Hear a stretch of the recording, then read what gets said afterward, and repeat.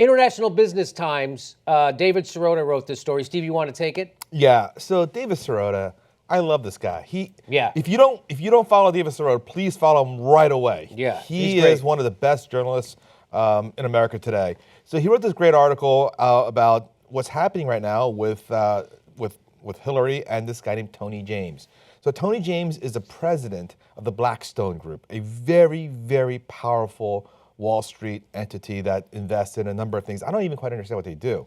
If they're a hedge fund, private equity, these differences matter a little to me. I know they're important at times. But anyway, this story is not about pussy grabbing. It's not about dick grabbing. So it gets very little play. Very little. But it's a very boring story about retirement savings and taxes. But this is very important. It's probably one of the most important things, and that it's a shame the media isn't covering this more. And this goes to the heart of Jimmy's argument this entire election cycle, that it takes a Democrat to destroy the pillars of the New Deal. And so let me explain to you what's happening here. So Tony James is being considered, or he was actually maybe considered by Obama, some say, but he turned it down. But Clinton is considering Tony James to be the Secretary of Treasury.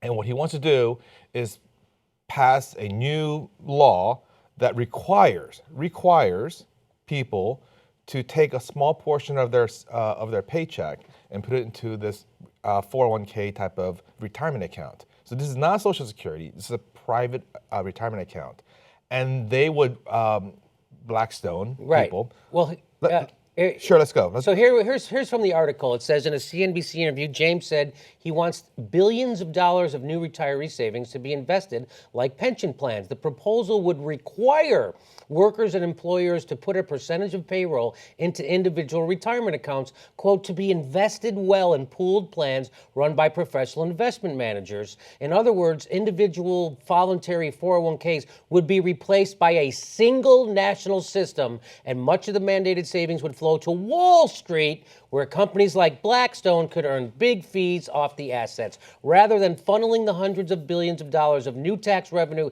into expanding Social Security benefits, as many Democratic lawmakers have called for, James' proposal is something different. And because of a gap in federal anti-corruption rules, there would be little to prevent the biggest investment contracts from being awarded to the biggest presidential campaign donors. Okay, so here's what's happening here. So this is the Triple Crown. This is what they've been wanting George Carlin even said this in his special. Yeah, this is the Triple Crown. So I wanted to go to that quote because it just goes to show you how entrenched the corruption lies. Because these contracts will be awarded to those who give the most presidential campaigns donations.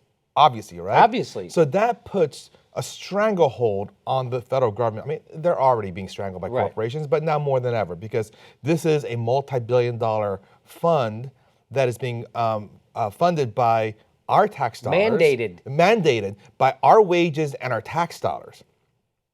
So Wall Street gets even more power in our system. Secondly, they make more money than ever before from the fees. Yes. Right? This is an unbelievable boon. Okay, so that's the first part of it. Wall Street personally benefits. Number two, it really hurts and undermines Social Security, right? Because the problem here is that Social Security is not being expanded. Money's being diverted to this instead. And you know what they're going to say, right? They're going to say, "Oh, Social Security's going to run out." Yes.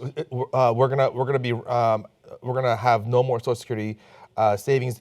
It's even though we have a surplus because they commingled the funds with the general fund. They say, "Oh, we're going to be out of money. We can't fund this anymore. We should do more of this." So this is the backdoor way of destroying Social Security.